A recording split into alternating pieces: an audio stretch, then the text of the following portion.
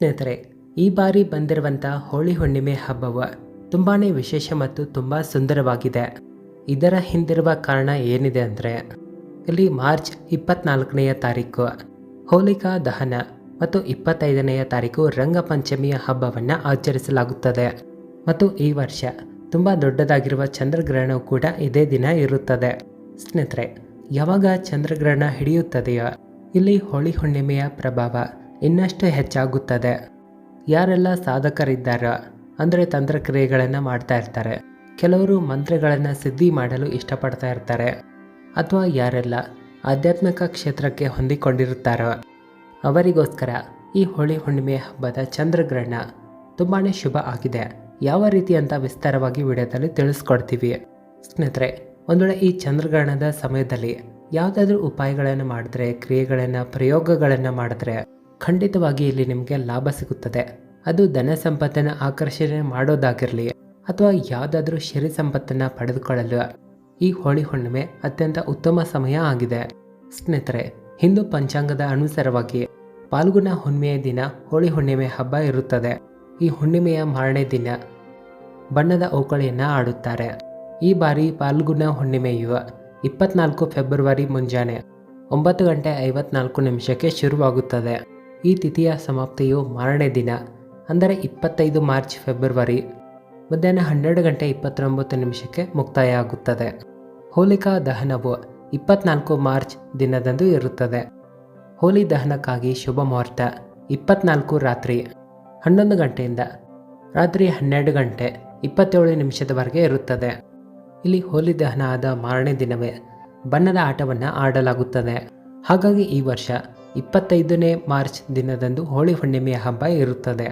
ಇಡೀ ದೇಶದಲ್ಲಿ ತುಂಬ ವಿಜೃಂಭಣೆಯಿಂದ ಬಣ್ಣದ ಆಟವನ್ನು ಆಡುತ್ತಾರೆ. ಆದರೆ ಒಂದು ಮಾತನ್ನು ನೆನ್ಪಿಟ್ಕೊಳ್ಳಿ, ಈ ದಿನ ಗ್ರಹಣವೂ ಇರುತ್ತದೆ.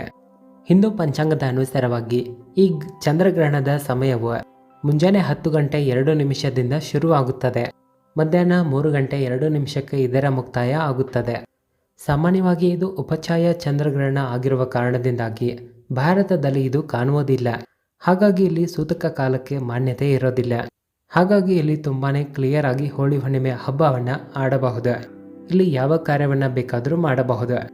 ಭಾರತ ದೇಶದ ಮೇಲೆ ಈ ಚಂದ್ರಗ್ರಹಣದ ಯಾವ ಪ್ರಭಾವ ಇರೋದಿಲ್ಲ.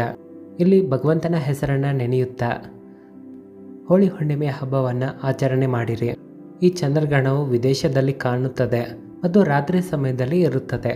ವಿದೇಶದಲ್ಲಿ ರಾತ್ರಿಯಾದರೆ ನಮ್ಮ ದೇಶದಲ್ಲಿ ಹಗಲು ಆಗಿರುತ್ತದೆ.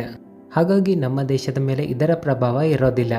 ಸ್ನೇಹಿತರೆ, ಹೋಳಿ ಹುಣ್ಣಿಮೆಯ ಅಗ್ನಿಯಲ್ಲಿ ಮರೆತರೂ ಸಹ ಈ 3 ವಸ್ತುಗಳನ್ನು ಅದರಲ್ಲಿ ಹಾಕಬಾರದು. ಇಲ್ಲವಾದರೆ ಇದರ ಉಲ್ಟ ನಿಮಗೆ ಬಡತನ ಬರುತ್ತದೆ. ಹೋಳಿ ಹುಣ್ಣಿಮೆಯ ದಿನ ಯಾವತ್ತಿಗೂ ಇಂಥ ಪೂಜೆಯನ್ನು ಮಾಡಬಾರದು. ಸ್ನೇಹಿತರೆ, ನಮ್ಮ ಸನಾತನ ಧರ್ಮದಲ್ಲಿ ಹೋಳಿ ಹುಣ್ಣಿಮೆಯ ಹಬ್ಬವನ್ನು ಕೆಟ್ಟದರ ಮೇಲೆ ಒಳ್ಳೆಯದರ ವಿಜಯ ಅಂತ ತೋರಿಸಿಕೊಟ್ಟಿದ್ದಾರೆ.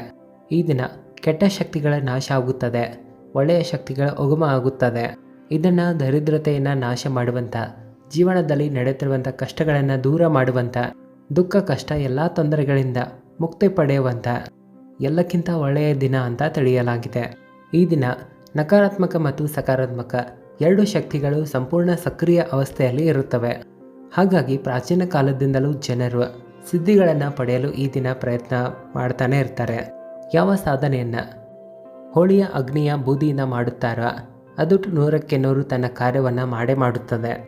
ಇಂದಿನ ಈ ವಿಡಿಯೋದಲ್ಲಿ ನಾವು ನಿಮಗೆ ಹೋಳಿ ಹುಣ್ಣಿಮೆಯ ದಿನ ಮಾಡುವಂಥ ಪ್ರಭಾವಶಾಲಿ ಉಪಾಯಗಳನ್ನು ತಿಳಿಸ್ಕೊಡ್ತೀವಿ. ಇದರಿಂದ ವರ್ಷವಿಡೀ ನೀವು ಖುಷಿಯಾಗಿ ಇರಬಹುದು. ನೀವು ನಿಮ್ಮ ದುಃಖ ಕಷ್ಟಗಳನ್ನು ದೂರ ಮಾಡಬಹುದು. ಎಲ್ಲ ಮಾಹಿತಿಯನ್ನು ತಿಳಿಯಲು ವಿಡಿಯೋವನ್ನು ಕೊನೆಯ ತನಕ ನೋಡಿ. ಹಾಗೆ ಕಮೆಂಟ್ ಬಾಕ್ಸ್ನಲ್ಲಿ ಜೈ ಶ್ರೀಕೃಷ್ಣ ಅಂತ ಬರೆಯಿರಿ. ವಿಡಿಯೋ ಮುಂದುವರಿಸೋ ಮುನ್ನ ನಿಮ್ಮಲ್ಲಿ ನಮ್ಮ ಒಂದು ಚಿಕ್ಕ ರಿಕ್ವೆಸ್ಟ್ ಇದೆ. ವಿಡಿಯೋವನ್ನು ಲೈಕ್ ಮಾಡಿ, ನಿಮ್ಮ ಸ್ನೇಹಿತರಿಗೆ ಕೂಡ ಶೇರ್ ಮಾಡಿ. ಹಾಗೆ ಚಾನಲ್ಗೆ ಇಲ್ಲಿಯ ತನಕ ಸಬ್ಸ್ಕ್ರೈಬ್ ಮಾಡ್ಕೊಂಡಿಲ್ಲ ಅಂದರೆ ಈಗಲೇ ಚಾನಲ್ಗೆ ಸಬ್ಸ್ಕ್ರೈಬ್ ಮಾಡಿಕೊಂಡು ನೋಟಿಫಿಕೇಷನ್ ಆನ್ ಮಾಡಿ ಇಟ್ಕೊಳ್ಳಿ. ಇದರಿಂದ ಹೊಸ ವಿಡಿಯೋಗಳನ್ನು ನೀವು ಮಿಸ್ ಮಾಡದೆ ನೋಡಬಹುದು. ಸ್ನೇಹಿತರೆ, ಶಾಸ್ತ್ರಗಳ ಅನುಸಾರವಾಗಿ ಹೋಳಿ ಹುಣ್ಣಿಮೆಯ ಹೋಲಿಕಾ ಅಗ್ನಿಯಲ್ಲಿ ಮುರಿದಿರುವಂಥ ಕಬ್ಬನ್ನು ಹಾಕಬಾರದು. ಇದರಿಂದ ಹೋಲಿಕಾ ದೇವಿಯ ಶಾಪ ಅಂಟಬಹುದು. ಮುರಿದು ಹೋದಂಥ ಕಬ್ಬಿನ ಗಿಡವನ್ನು ಪೂಜೆ ಪಾಠಗಳಲ್ಲೂ ಸಹ ಬಳಸಬಾರದು. ಶಾಸ್ತ್ರಗಳ ಅನುಸಾರವಾಗಿ ಹೋಲಿಕಾ ಅಗ್ನಿಯಲ್ಲಿ ಪವಿತ್ರವಾದ ವಸ್ತುಗಳನ್ನೇ ಹಾಕಬೇಕು. ಯಾವಾಗ ನೀವು ಕಬ್ಬನ್ನು ಹಾಕುತ್ತೀರೋ ಅದರ ಮೇಲೆ ಹಸಿರು ಎಲೆಗಳು ಇರಬೇಕು. ಯಾಕಂದರೆ ಪೂಜ್ಯ ಪಾಠಗಳಲ್ಲಿ ಅಪೂರ್ಣವಾದ ವಸ್ತುಗಳ ಬಳಕೆ ಮಾಡಬಾರದು. ಅಪೂರ್ಣವಾದ ವಸ್ತುಗಳನ್ನು ಹಾಕಿದ್ರೆ ಅಪೂರ್ಣ ಫಲವೇ ಸಿಗುತ್ತದೆ. ಹಾಗಾಗಿ ಕಬ್ಬು ಚೆನ್ನಾಗಿ ಇರಬೇಕು. ಹೋಲಿ ದಹನಕ್ಕೂ ಮುನ್ನವೇ ಸರಿಯಾಗಿ ಮನೆಗೆ ಕಬ್ಬನ್ನು ತಂದು ಇಡಬೇಕು. ಇವು 2, 3, 5, 7 ಈ ರೀತಿಯ ಬೆಸ ಸಂಖ್ಯೆಯಲ್ಲಿ ಇರಬೇಕು. ಸ್ನೇಹಿತರೆ, ಹೋಳಿ ಹುಣ್ಣಿಮೆಯ ಪವಿತ್ರವಾದ ಅಗ್ನಿಯಲ್ಲಿ ನೀರು ಇರುವಂಥ ತೆಂಗಿನಕಾಯಿಯನ್ನು ಹಾಕಬಾರದು. ಇದರಿಂದ ನಿಮಗೆ ಪಾಪವು ಅಂಟಬಹುದು. ಯಾವತ್ತೂ ಒಣಗಿದ ತೆಂಗಿನಕಾಯಿಯನ್ನು ಹೋಲಿ ಅಗ್ನಿಯಲ್ಲಿ ಹಾಕಬೇಕು. ಎಳೆನೀರು ಇರುವಂಥ ತೆಂಗಿನಕಾಯಿಯನ್ನು ಯಾವತ್ತಿಗೂ ಮರೆತರೂ ಹೋಳಿಯ ಅಗ್ನಿಯಲ್ಲಿ ಹಾಕಬಾರದು. ಒಣಗಿದ ತೆಂಗಿನಕಾಯಿಯನ್ನು ಅಗ್ನಿಯಲ್ಲಿ ಹಾಕುವ ಮುನ್ನ ಮನೆಯ ಜನರೆಲ್ಲ ಅದನ್ನು ಸ್ಪರ್ಶ ಮಾಡಿರಬೇಕು. ಇದರಿಂದ ಹೋಲಿಕಾ ದೇವಿಯ ಅಪಾರ ಕೃಪೆ ನಿಮಗೆ ಸಿಗುತ್ತದೆ. ನಿಮ್ಮ ಬಡತನವನ್ನು ಅವರು ತೆಗೆದುಕೊಂಡು ಹೋಗುತ್ತಾರೆ. ನೀರು ಇರುವಂಥ ತೆಂಗಿನಕಾಯಿಯನ್ನು ಪೂಜೆ ಸಮಯದಲ್ಲಿ ನೀವು ಒಡೆಯಬಹುದು, ಆದರೆ ಅಗ್ನಿಯಲ್ಲಿ ಯಾವತ್ತಿಗೂ ಹಾಕಬಾರದು. ಒಣಗಿದ ತೆಂಗಿನಕಾಯಿಯನ್ನು ಅಗ್ನಿಯಲ್ಲಿ ಹಾಕೋದ್ರಿಂದ ನಿಮ್ಮ ಎಲ್ಲ ಕಷ್ಟಗಳನ್ನು ಅವರ ಜೊತೆ ತೆಗೆದುಕೊಂಡು ಹೋಗುತ್ತಾರೆ. ಒಂದು ವೇಳೆ ನಿಮ್ಮ ಮನಸ್ಸಿನಲ್ಲಿ ಕೆಟ್ಟ ಭಯ ಹುಟ್ಟುತ್ತಿದ್ದರೆ, ಕೆಟ್ಟ ವಿಚಾರಗಳು ಬರುತ್ತಿದ್ದರೆ, ಪೂಜೆ ಮಾಡುವಂಥ ಸಮಯದಲ್ಲಿ ಒಂದು ಒಣಗಿದ ತೆಂಗಿನಕಾಯಿ, ಕಪ್ಪು ಎಳ್ಳು ಮತ್ತು ಸಾಸಿವೆ ಕಾಳುಗಳನ್ನು ತೆಗೆದುಕೊಂಡು ನಿಮ್ಮ ತಲೆಯ ಮೇಲೆ 7 ಬಾರಿ ತಿರುಗಿಸಿರಿ. ಇದನ್ನು ಅಗ್ನಿಯಲ್ಲಿ ಹಾಕಿಬಿಡಿ. ನಿಮ್ಮ ಚಿಂತೆಯನ್ನು ತಾಯಿ ಹೋಳಿಕಾದೇವಿ ದೂರ ಮಾಡುವಳು. ಸ್ನೇಹಿತರೆ, ಒಂದು ನಂಬಿಕೆಯ ಅನುಸಾರವಾಗಿ ತಾಯಿ ಹೋಳಿಕಾದೇವಿಗೆ ಮನೆಯಲ್ಲಿ ತಯಾರಿಸಿದಂಥ ನೈವೇದ್ಯ ಅತಿ ಪ್ರಿಯ ಆಗಿದೆ. ನಿಮ್ಮ ಮನೆಯಲ್ಲಿ ನೀವು ಏನೇ ನೈವೇದ್ಯವನ್ನು ರೆಡಿ ಮಾಡಿದ್ರು ಹೋಲಿ ತಾಯಿಗೆ ಖಂಡಿತವಾಗಿ ಅರ್ಪಿಸಿರಿ. ಆದರೆ ಒಂದು ಮಾತನ್ನು ನೆನಪಿಟ್ಕೊಳ್ಳಿ, ಏನೇ ನೈವೇದ್ಯ ಅರ್ಪಿಸುವ ಸಮಯದಲ್ಲಿ ಅವು ಬೆಸ ಸಂಖ್ಯೆಯಲ್ಲಿ ಇರಬೇಕು.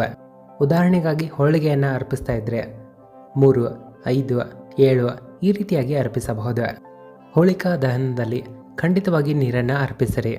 ಹೋಳಿಯ ಅಗ್ನಿಯಲ್ಲಿ ಸಗಣಿಯಿಂದ ರೆಡಿಯಾದ ಕುಳ್ಳುಗಳನ್ನು ಖಂಡಿತವಾಗಿ ಹಾಕಬೇಕು. ಹೋಳಿ ಅಗ್ನಿಯಲ್ಲಿ ನೀವು ಯಾವುದಾದ್ರೂ ಹೊಸದಾಗಿರೋ ಫಸಲುಗಳನ್ನು ಅರ್ಪಿಸಬಹುದು. ಇದರಿಂದ ನಿಮ್ಮ ಮನೆಯಲ್ಲಿ ಧನಧಾನ್ಯದ ಕೊರತೆ ಯಾವತ್ತಿಗೂ ಆಗೋದಿಲ್ಲ. ಸ್ನೇಹಿತರೆ, ಶಾಸ್ತ್ರಗಳ ಅನುಸಾರವಾಗಿ ಒಂದು ವೇಳೆ ಯಾವುದಾದ್ರೂ ಸ್ತ್ರೀಗೆ ಋತುಚಕ್ರದ ಸಮಯ ಬಂದರೆ ಅಂಥವರು ಹೋಳಿ ಹುಣ್ಣಿಮೆಯ ಪೂಜೆಯನ್ನು ಬೇರೆಯವರಿಂದ ಮಾಡಿಸಬೇಕು. ನೀವು ಯಾವ ರೀತಿಯಾಗಿ ಪೂಜೆಯನ್ನು ಪಾಲಿಸುತ್ತಾ ಬಂದಿರ್ತೀರೋ ಆ ರೀತಿ ಮಾಡಬಹುದು. ಆದರೆ ಋತುಚಕ್ರದ ಸಮಯದಲ್ಲಿ ಹೋಳಿ ದಹನದ ಹತ್ತಿರ ಹೋಗಬಾರದು. ಇಲ್ಲಿ ಬೇಕಾದರೆ ನೀವು ದೂರದಿಂದ ಅದನ್ನು ನೋಡಬಹುದು. ಬೇರೆಯವರಿಂದ ಪೂಜೆ ಪಾಠಗಳನ್ನು ಮಾಡಿಸಬಹುದು. ಇದರಿಂದಲೂ ನಿಮಗೆ ಫಲದ ಪ್ರಾಪ್ತಿ ಆಗುತ್ತದೆ. ಇನ್ನು ಹೋಳಿ ಅಗ್ನಿಯಲ್ಲಿ ಹಸಿ ಅಕ್ಷತೆಗಳನ್ನು ಖಂಡಿತವಾಗಿ ಹಾಕಬಹುದು. ಇದರಿಂದ ಧನ ಪ್ರಾಪ್ತಿ ಆಗುತ್ತದೆ. ನಿಮ್ಮ ಮನೆಯ ಬಡತನವು ನಷ್ಟ ಆಗುತ್ತದೆ. ಒಂದು ವೇಳೆ ನೀವು ಹೋಳಿಗೆಯನ್ನು ಮಾಡಿದ್ದರೆ ಅವುಗಳನ್ನು ಖಂಡಿತವಾಗಿ ಅಗ್ನಿಯಲ್ಲಿ ಅರ್ಪಿಸಿರಿ.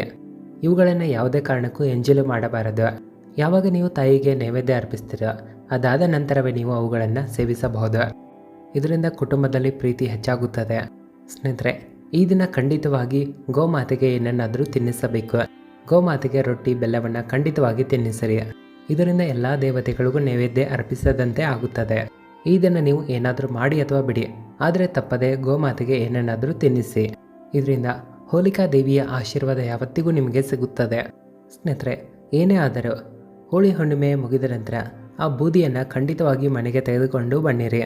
ಅದನ್ನು ಎಲ್ಲರಿಗೂ ಹಣೆಗೆ ಹಚ್ಚಿಕೊಳ್ಳಲು ಕೊಡಬೇಕು. ಈ ಬೂದಿಯನ್ನು ನೀವು ಕಪ್ಪು ಬಣ್ಣದ ಬಟ್ಟೆಯಲ್ಲಿ ಕಟ್ಟಿ ಯಾವತ್ತಿಗೂ ನಿಮ್ಮ ಬಳಿ ಇಟ್ಕೊಳ್ಳಿ. ಚಿಕ್ಕ ಮಕ್ಕಳಿಗೆ ಯಾವಾಗಾದರೂ ಕೆಟ್ಟ ದೃಷ್ಟಿ ಅಂಟಿಕೊಂಡಾಗ ಅವರಿಗೆ ಇದನ್ನು ಹಚ್ಚಿರಿ. ಇದರಿಂದ ಕೆಟ್ಟ ದೃಷ್ಟಿ ದೋಷ ಎಲ್ಲ ದೂರ ಆಗುತ್ತದೆ. ಹೋಳಿ ಅಗ್ನಿಯ ಬೂದಿಯನ್ನು ತೆಗೆದುಕೊಂಡು ಕಪ್ಪು ಬಣ್ಣದ ಬಟ್ಟೆಯಲ್ಲಿ ಕಟ್ಟಿ ಇದನ್ನು ನೀವು ನಿಮ್ಮ ಅಂಗಡಿಯಲ್ಲಿ ಹಣ ಇಡುವಂಥ ಕಬೋರ್ಡ್ನಲ್ಲಿಯೂ ಇಡಬಹುದು. ಇದರಿಂದ ಧನ ಸಂಪತ್ತಿನಲ್ಲಿ ವೃದ್ಧಿಯಾಗುತ್ತದೆ. ಹೋಳಿಯ ಅಗ್ನಿಯ ಬೂದಿಯನ್ನು ಬಳಸಿಕೊಂಡು ಮನೆಯ ನಕಾರಾತ್ಮಕ ಶಕ್ತಿಗಳನ್ನು ದೂರ ಮಾಡಬಹುದು. ಹಲವಾರು ಒಳ್ಳೆಯ ಕಾರ್ಯಕ್ಕಾಗಿ ಬಳಸಬಹುದು. ಸ್ನೇಹಿತರೆ, ಒಂದು ಮಾಹಿತಿಯ ಅನುಸಾರವಾಗಿ ಹೋಳಿ ಹುಣ್ಣಿಮೆಯ ಹಬ್ಬದ ದಿನ ಯಾರ ಬಳಿಯೂ ಸಹ ನೀವು ಬಿಳಿ ಬಣ್ಣದ ವಸ್ತುಗಳನ್ನು ತೆಗೆದುಕೊಳ್ಳಬಾರದು. ಯಾಕಂದರೆ ಈ ದಿನ ಬಿಳಿ ಬಣ್ಣದ ವಸ್ತುಗಳನ್ನು ತೆಗೆದುಕೊಂಡು ಮಾಟ ಮಂತ್ರದಂಥ ಕೆಟ್ಟ ಕ್ರಿಯೆಗಳನ್ನು ಹೆಚ್ಚಾಗಿ ಮಾಡ್ತಾರೆ. ಹಾಗಾಗಿ ಅವುಗಳಿಂದ ದೂರ ಇರೋದು ಒಳ್ಳೆಯದು. ಜೊತೆಗೆ ಈ ದಿನ ಮಾಂಸ ಮದ್ಯದ ಸೇವನೆಯನ್ನು ಸಹ ಮಾಡಬಾರದು. ಶಾಸ್ತ್ರಗಳ ಅನುಸಾರವಾಗಿ ಭಗವಂತನಾದ ಶ್ರೀಕೃಷ್ಣರಿಗೆ ಹೋಳಿ ಹುಣ್ಣಿಮೆಯ ಹಬ್ಬ ಅತ್ಯಂತ ಪ್ರಿಯವಾಗಿದ್ದು, ಹಾಗಾಗಿ ಈ ದಿನ ಕೃಷ್ಣನಿಗೆ ಸಿಟ್ಟು ಬರುವಂಥ ಕಾರ್ಯವನ್ನು ಮಾಡಲೇಬಾರದು. ಈ ದಿನ ಸ್ತ್ರೀಯರಿಗೆ ಅವಮಾನ ಮಾಡಬಾರದು. ಈ ದಿನ ಮುಂಜಾನೆ ಬೇಗನೆ ಎದ್ದೇಳಬೇಕು. ಹೋಳಿ ಹುಣ್ಣಿಮೆ ಹಬ್ಬದ ದಿನ ಹೆಚ್ಚಾಗಿ ನಿದ್ರೆ ಮಾಡಬಾರದು. ಈ ದಿನ ಸ್ತ್ರೀಯರಿಂದ ದೂರ ಇರಬೇಕು. ಗಂಡ ಹೆಂಡತಿ ಸಂಬಂಧ ಮಾಡಬಾರದು. ಪುರಾಣಗಳ ಅನುಸಾರವಾಗಿ ಇದನ್ನು ಖಂಡಿತವಾಗಿ ಎಲ್ಲರೂ ಬಣ್ಣದ ಓಕಳಿನ ಆಡಬೇಕು. ಹಾಗಾಗಿ ಇಲ್ಲಿ ಯಾರು ಒಳ್ಳೆಯ ಮನಸ್ಸಿನಿಂದ ಹೋಳಿ ಹುಣ್ಣಿಮೆಯ ರಂಗಪಂಚಮಿನ ಆಚರಿಸ್ತಾರೋ ಅವರ ಮೇಲೆ ತಾಯಿ ಹೋಳಿಕಾದೇವಿಯ ಆಶೀರ್ವಾದ ಇರುತ್ತದೆ. ಹೋಳಿ ಹುಣ್ಣಿಮೆ ಒಂದು ಪವಿತ್ರವಾದ ಹಬ್ಬ ಆಗಿದ್ದು ಇದನ್ನು ಅಪವಿತ್ರಗೊಳಿಸುವಂಥ ವ್ಯಕ್ತಿಯು ಯಾವತ್ತಿಗೂ ಕೃಷ್ಣನ ಶಾಪಕ್ಕೆ ಒಳಗಾಗ್ತಾರೆ. ಹಾಗಾಗಿ ಒಳ್ಳೆಯ ಮನಸ್ಸಿನಿಂದ ಹೋಳಿ ಹುಣ್ಣಿಮೆಯ ಹಬ್ಬವನ್ನು ಆಚರಿಸಿರಿ. ಸ್ನೇಹಿತರೆ, ಒಳ್ಳೆಯ ಮನಸ್ಸಿನಿಂದ ಕಾಮೆಂಟ್ ಬಾಕ್ಸ್ನಲ್ಲಿ ಜೈ ಶ್ರೀಕೃಷ್ಣ ಅಂತ ಬರೆಯಿರಿ. ಹಾಗೆ ವಿಡಿಯೋನ ಎಲ್ಲರಿಗೂ ಶೇರ್ ಮಾಡಿ. ಧನ್ಯವಾದಗಳು.